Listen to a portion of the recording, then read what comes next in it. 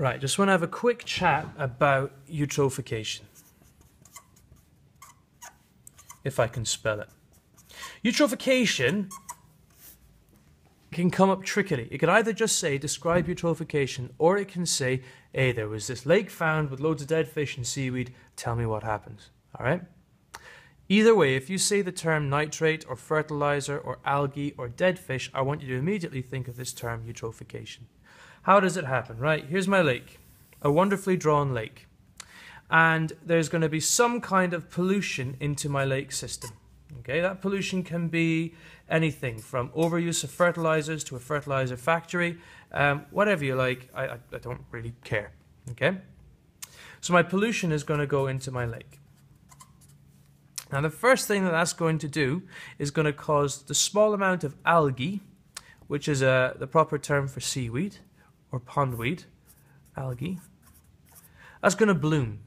Now when algae blooms, it gets really, really, really thick. So I'm going to get a thick covering of algae all across the surface of my lake. This is called an algal bloom. Things you can say for algal bloom, if you don't want to remember that, you can also say rapid growth or lots of algae, or some measure that the algae has increased. All right. Now that's fine. That algae there is actually okay. It's using up my pollution. It's using up my nitrate pollution, and it's producing oxygen. So lots of oxygen is being made, which is excellent because I've got little fish down here who would want to swim and be happy. And for a marine biologist, that's a really poorly drawn fish, but you get the idea. I've also got little crabs. You know, here's little Sebastian from The Little Mermaid, who's having a fun time underwater, isn't he? Yeah, hey, he loves it so much. He needs oxygen for respiration, and he needs oxygen for respiration.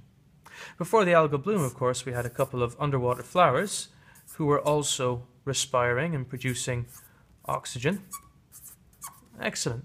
And they were getting all the energy for this ecosystem from the sun. Here's my sun. But because my algae is now covering the top of my lake, my sun's rays aren't getting in. My sun's rays are being reflected. And that's bad, because it does mean that my plant dies. So now the only source of O2 is coming from the algae.